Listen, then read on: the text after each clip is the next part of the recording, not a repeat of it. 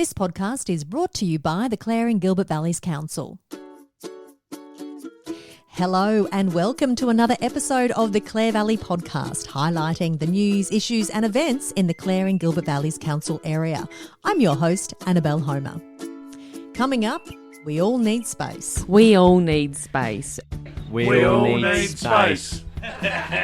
Feeling a bit crowded on the roads? Well, the truck drivers are definitely feeling that way, so much so the National Heavy Vehicle Regulator has launched a campaign educating all road users to give truck drivers more space so everyone gets to their destination safely. This follows the climbing road toll over the last 12 months. You'll hear all about the campaign from the Council's Director of Works and Infrastructure, Amy Neubauer, with special celebrity pop-ins by comedian Jimmy Rees and Outback trucker Yogi. Also weighing into the campaign is our own local celebrity and well-respected truckies from Earls Transport. But first, all the latest from Council headquarters. We're joined by the Clare and Gilbert Valleys Council CEO, Dr. Helen Macdonald.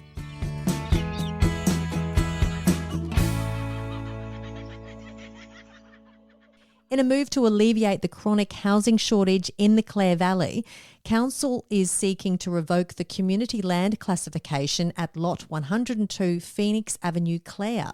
The reason that it's been going through the land revocation process is because it was identified as a potential piece of land that could be made available for housing. So this piece of land can accommodate approximately 10 median-sized houses. So it's not dense. I mean, obviously, it could accommodate more if it was a dense housing settlement. So you said it still has to be ticked off by the state government or go through the process through state government. When do you foresee that this will be ticked off totally? A land revocation process, which is changing the title of the land. I think it's community land at the moment, so it needs to be moved essentially to being so that it can be sold, so freehold title. It's a process that can take up to 12 months normally. It's a relatively slow process, but there's quite a few steps to go through because a lot of records that need to be changed, etc.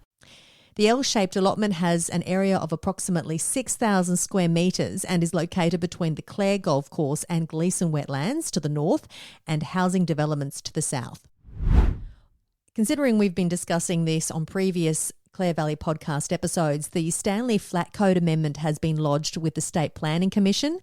Community engagement has started and will continue until Tuesday the 19th of September. Now, the Code Amendment is a private code amendment and Council will not be involved with the engagement process. The RSPCA and the Animal Welfare League is no longer able to rehome animals that are sent to them from councils, which means an alternative solution needs to be determined. So what does this mean for our local council? My understanding is that the RSPCA have been absolutely overwhelmed with animals being turned in for rehoming, presumably because of the cost of living and COVID. People are now back at work and a pet is no longer convenient. That is an assumption.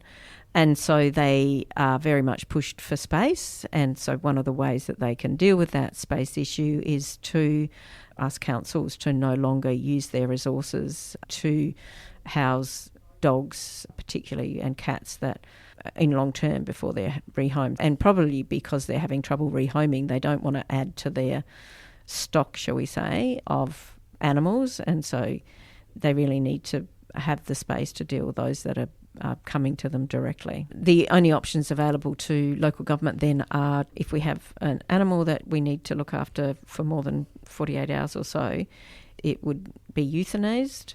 You can't do that for dogs that have an order on them. And so that for us creates a problem in terms of having to look after a dog long term. We're not set up to do it. So that's the outcome and that's the reason for the decision that the council was asked to make, is basically for local government to come up with a solution that is going to be useful for all of local government. So all councils will potentially creating a facility. The Riesling Trail dedication. Council has agreed to formalise occupation of the Riesling Trail. This comes after the council was approached by the state government's Department for Environment and Water Crown Lands program. The Riesling Trail falls on Crown land with no formal agreement between the DEW, Council or the Riesling Trail Committee. Dr. Helen Macdonald says this dedication will protect the Riesling Trail. Currently, there's nothing across the numerous parcels that make up the Riesling Trail that if another government entity wanted to use that land for something, doesn't need to do any consultation, it just can act. So essentially the Riesling Trail is permanently at risk of being chopped up or interfered with by a government department, not willingly, but just by default. Just through sheer ignorance, because there's nothing, if they do a land title research, there's nothing that comes up that says there is a dedicated Riesling Trail that has extensive value as a, tourism asset. Not that it would say all those words, but it would have some coded words on there that would indicate that, you can't just go ahead and do something else with it. The responsibility of the land becomes the council, even though it's still Crown land. It becomes the responsibility of council to look after that. What council would then do would be to lease it to the Riesling Trail Committee. So then they would be the body that actually looked after it.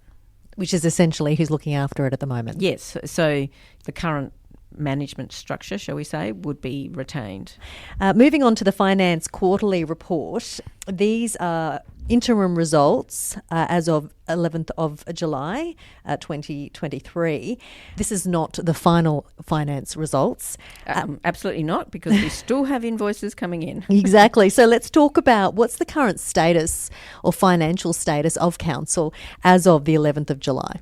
Well, it's not looking too bad because we had a bit of a windfall because the federal government decided to, shall we say, prepay some of the federal assistance grants, which are affectionately known as FAGs, which are paid to councils annually. It's quite a complicated process they go through to decide every local government across Australia that gets a grant from the federal government. So it's a federal assistance grant. So that's been prepaid to us, so that makes our income look considerably better than we had expected it to be. So operating over budget at this stage? Yes, our income is much greater than we budgeted for, yes. Yep. Well, much greater is probably an exaggeration, but it is greater than we had anticipated, definitely. Is that the same for expenses? Well, expenses, it's certainly more than what we had budgeted. Unfortunately, as everybody has experienced, the inflation that's happening has affected council. So, for example, our power prices and diesel or fuel prices are considerably more. I think they're double than what we ever anticipated. And obviously other operating costs have gone up as well. We've had some legal expenses and that have been more than we had anticipated. A training cost for councillors is also a lot more than we anticipated because there's a whole lot of compulsory training that the councillors now have to do as a result of the revisions to the Local Government Act, and also the impact of the storms we had back in October. There's some additional costs with that, meant that some of our maintenance costs were greater than what we originally planned for. And just interestingly, increased costs in relation to grave digging. And that was mentioned not once but twice in that report. Can you shed any light on why that is the case? It's quite interesting because, yes, the cost goes under the line of cemeteries in our budget. But, yes, I had noted that was, I think, double than what we had anticipated. So, obviously, there was more graves dug in the last 12 months than had been dug previously. So, one of those difficult things to anticipate how many people are going to pass away in a year. Probably also there'd be some fuel costs in that because we put the costs of the actual tasks that are undertaken against the budget line. So I suspect there'd be a few, not just more graves, but the actual cost of digging the graves is probably more expensive as well because we know diesel's double the price. So all up, operating a surplus or a deficit? At the moment, it looks like we might have a small surplus. And is that a good thing? Well, yes, it is generally a good thing to have. Run a surplus. Run a small surplus, or at least we had have as close to possible as a balanced outcome, definitely. And that's all because of the prepayments, really, from the federal government? I think so, yes. The current economic development plan is now out of date. The original plan was prepared in 2018. The new draft plan will soon be out for public consultation. The location for the proposed 4 electric vehicle charging stations has been changed from the car park behind Cheapers Chips to the Gleeson Street car park. So, what's the next step? I think we have to go out for consultation because it's a change of use, and so we've got to check that everybody is okay with that. It'll be out for consultation for roughly a month, and then council will just then sign the agreement or the updated agreement. Then presumably construction will start relatively soon after that. And I understand that Riverton's also put their hand up to have some EV charging stations.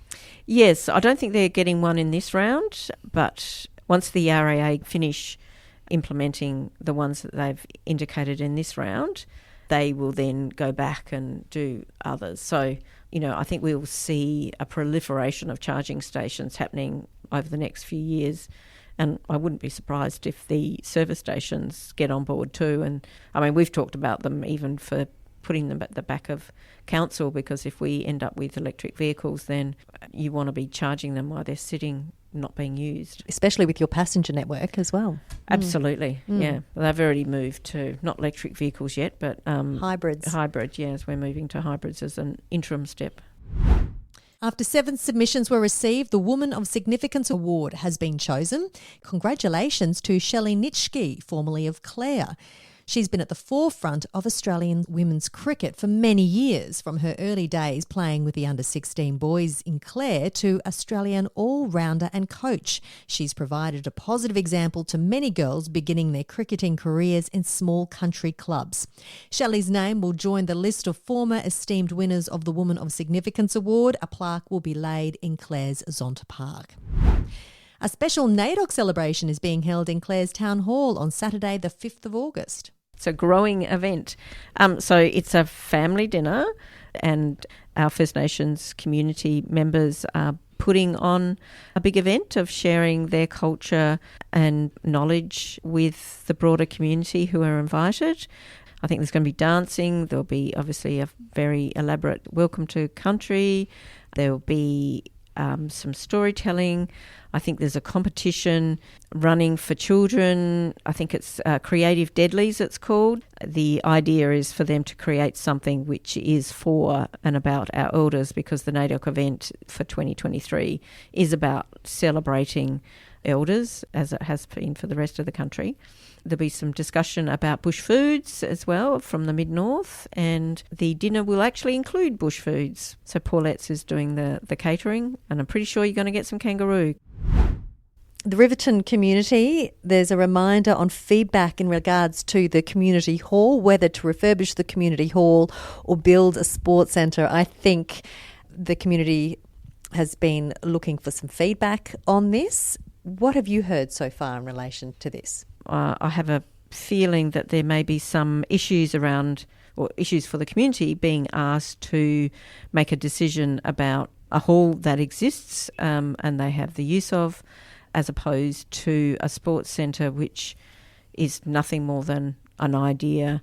I'm not sure that it's an idea that has been embraced by the whole Riverton community.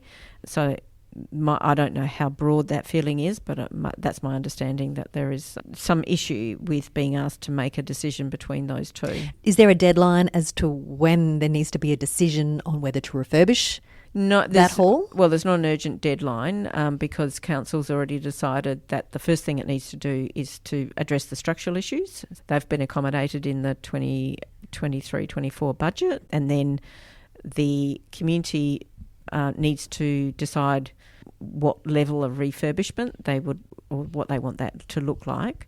So the refurbishment has not been planned for the current financial year. It's always been planned for the following one.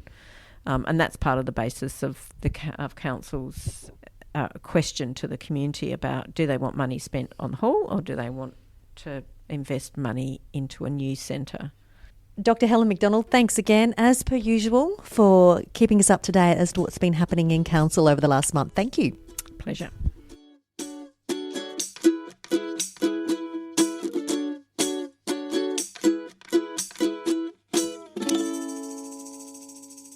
In the last 12 months, the road toll has increased across every state and territory.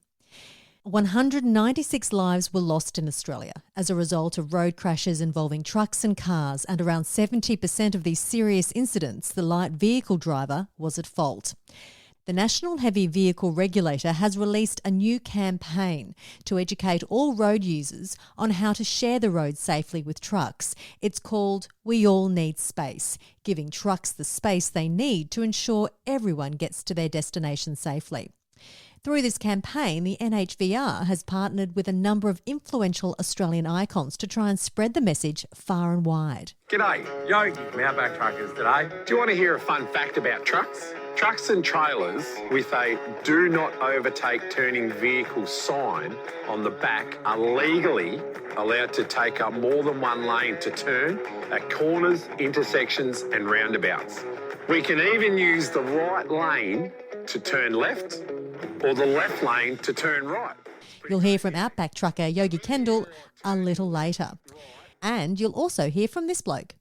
I think probably the lack of concentration that you see behind the wheel of private motor vehicle users. They just sort of don't really pay any attention to what's going on in their surroundings, and that's one thing as a truck driver that you learn really quick to pay attention to what's going on around you, and that's when you notice that the car drivers are, looking at their phone or just looking out the window or, out the side window, not out the windscreen and not out the mirror where they should be looking. So that seems to be a big downfall, yeah.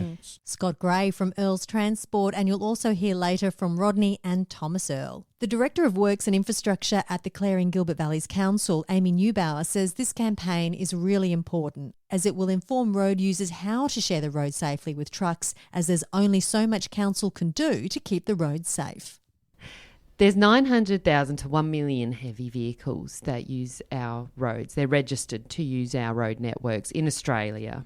And funnily enough, Australia has a relatively high length of road per head of the population. We're actually ranked 9th in the world. So despite the vastness, these heavy vehicles spend much of their time travelling around our urban networks and our rural networks. So it's important for the Clare and Gilbert Valley District road users and the tourists that come in as well to be aware and understand the importance behind giving heavy vehicles the space that they need. Let's be honest, heavy vehicles get a bad rap, don't they? They do, unfortunately. And that figure that you quoted before, I think 1 in 10 accidents involve a truck. What's the likelihood that it was the truck at fault or the private vehicle? So the statistics show that 70% of those serious incidents that involve both the heavy vehicle and the light vehicle, the fault is actually with the light vehicle driver. Okay, so is it because they're following too closely? They're not aware of the truck's blind spots. They're just not aware of what a truck can actually do on the road. That's a legal requirement from a truck's perspective. Yeah, I think it's definitely an education and an awareness thing. Over the last 15, 20 years, it's so highly publicised not to talk on your phone or fiddle with things as you're driving. Not a lot really has been put into awareness around trucks. The message really is that it's a decision that you make. If you are deciding to take that risk in passing a heavy vehicle when you don't know what's coming the other way, or you can't see what's in front of it or behind it either, then that's a decision that you're willing to make that is putting yourself, your family and other road users at risk. I think it's a fantastic campaign because it's not just your general campaign where it's trying to educate the general public, but they're using people such as comedians and athletes and musicians as well as truck drivers to get the message across. I think that's quite clever to get that broader audience. Absolutely. The two stars, celebrities that the NHVR has partnered with is Jimmy Rees, who is now a viral comedian, very, very funny man. A lot of people would know him as Jimmy Giggle from the children's show Giggle and Hoot. Correct. What are the top 3 things you find at a caravan park? Bogans, people sitting on camping chairs, just watching, and the entire contents of a BCF warehouse. What's more difficult than brain surgery? Putting a fitted sheet on a bed in a caravan. Correct. What are the 2 types of caravanners? Caravanners and caravanners with a Land Cruiser. Correct. Okay, you passed the test. And then there is also Glenn Yogi Kendall. His nickname is Yogi, and he's been driving trucks since he was 21 years old, and he did a few seasons on the Outback Truckers. So it does give you sort of two different identities on how to look at our roads from the points of view of a comedian and also someone where that is his workplace, and all he wants to do is come home safe. I love the slogan that he uses. The campaign name is that we all need space, which is true. But he says we need space to keep you safe. And I just think that is really, when you think about it, that really kind of resonates. And one last handy tip for all road users. If a truck is turning into the road you're in, stay well back from the intersection and give the driver more space. And remember, we all need space to stay safe. So from a council perspective and a Clare and Gilbert Valley council perspective, how can that campaign translate here locally? So being the region that we are, we really do have a lot of heavy vehicles that use our roads.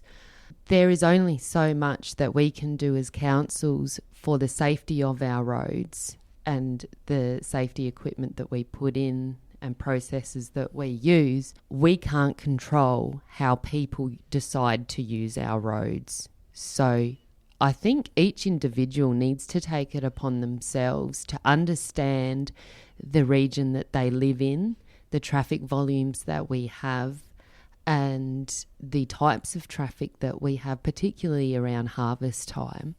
It would be beneficial for them and their families to take the moment to have a look at this campaign and educate themselves and their families on safe practices for passing trucks, how close to distance you should be, don't overtake them, all those things that you do sort of over time tend to forget. And especially we're just getting busier and busier. It is important to make sure that everyone gets home safe. We all need space and we all have to use these road networks. We all have to get along. And we do all have to demonstrate some patience, both with truck drivers, cyclists, P-platers and light vehicle users, caravanners, anybody who uses a road network. You have to respect each other and respect the other road users. If you can't see my mirrors, I can't see you. Be patient, keep a safe following distance, because we all need space. Earls Transport has been operating in the Clare Valley for over 60 years. Currently, it's run by the third and fourth generation of the Earl family. Scott Gray's been working for the company for over 20 years as a driver, but most recently is tied to the desk. Rodney Earl has been with the company for 40 plus years, while Thomas Earl's been driving trucks for the family business for 10 years. Let's just say these guys have seen a fair bit of precarious behaviour from road users over the years. The silly things they do in front of you, like braking too suddenly in front of you and just turning from nowhere and just pulling out of side roads in front of you and things like that. That's the real dangerous things. Well, I'm going to be honest with you. I am guilty of doing that and I'm not happy about it. And I'm going to approve from now on if I want to live long enough. Yeah, that's right. That's what we want. We want everyone to live long enough. So everyone the truck drivers are just out there to make a living for the day and they want to go home to their families at the end of the day as well. So, well, Rodney, you've been involved in this business for over 40 years. Have things improved or has it got worse? It probably has got a little bit worse, with the same thing, like just vehicles pulling out in front of heavy vehicles and expecting them to be able to brake like a car, which they can't. It's probably got a little bit worse. Yeah, and also the onset of the mobile phone, as Scotty mentioned. Yes. So what have you seen on the roads? What's some of the silly things that you've seen that you've actually had to deal with personally, maybe? I guess in any one instance isn't really a thing. It's more just every day you see things like cars overtaking a truck on double white lines where from in the truck, I can't see what's coming. How can a car that's lower than me next to me see what's coming over a hill or round a corner or whatever? And cars cutting corners when you're trying to use, like some of our country roads aren't very good. There's not a lot of room on them, and we need all of our lane, and you've got a car coming towards you and they want to use a little bit of your lane. Well, there's not really a little bit of our lane left over for us. So here we are running off the side of the road, and that's just damaging infrastructure more by doing that sort of thing. So. And also when you turn, even if you turn left or right or round a roundabout, you get access to 2 lanes. That's correct. That's what we're supposed to have access to, but sometimes we don't. Michael, would you like to say anything further? Have you had any dealings with caravanners? Have they been a bit of an issue for you? It's just me. Yeah, definitely a mixed review. Like, you do have your good and bad ones. Like, with the whole COVID situation, there was a lot more on the road.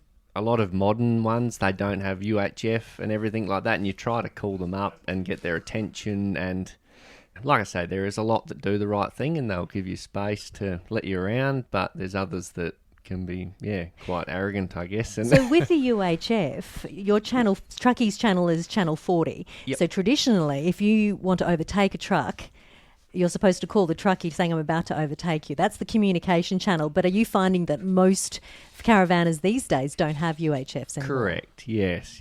A lot of your old school caravanners, they still run the UHF, but a lot of modern ones, they just go and buy a caravan and go driving. So. Correct. A real Caravanner Flex is an in-car UHF radio. Correct. And what's the only thing you use that UHF radio for? Unnecessarily talking to their partner over the radio while parking their van. Correct. What should they use it for? Talking to truck drivers on Channel 40 when they're about to overtake a truck, or listening on Channel 40 to the truck driver who's going to talk to them when they're overtaking you. Correct. Do you find that a lot of caravanners, or when you come to a truck stop, perhaps they're being used by caravanners or private vehicles, and they're not supposed to be there because that is the space for a truck for you to record your hours, etc., etc. Is that becoming an increasing problem?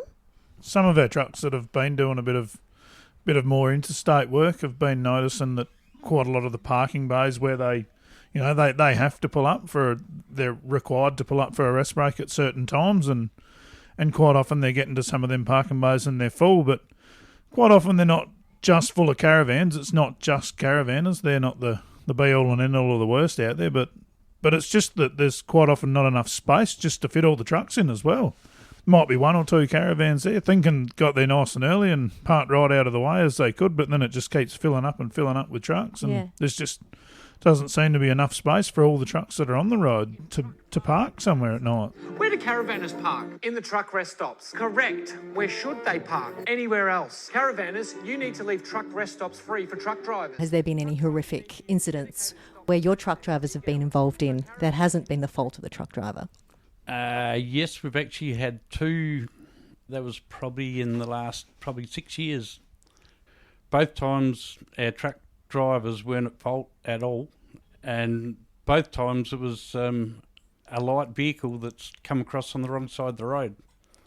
One instant there, like our driver, he was off to the left as far as he could go before he would have gone over a ditch, and that particular vehicle that was coming the other way ran into the back of the trailer. He was pretty much out of control. And then there was another one that was probably 12 months after that, and that was actually a fatal. You could see by his braking marks that he was on his side of the road, and a car's come around the corner and lost control and come across on his side. That particular driver's still with us, and he still drives the same road, and it must be very hard when he goes past that particular stretch of road. He pretty much goes past every day. Mm. Do you miss the road? Do you miss driving? That's a tough one. With the state of the roads at the moment, I'd probably rather be behind the desk. What is the state of the roads at the moment? Terrible. Yeah. Absolutely terrible. Yeah. So I've just been up the Riverland with my son for the week, and there's a stretch of a national highway that all of a sudden there's just a speed limit back to 60 because there's a great big pothole in the side of the road. And obviously there's been work crews have driven all the way out there to set up all the speed signs and do all that instead of just going and fixing the pothole.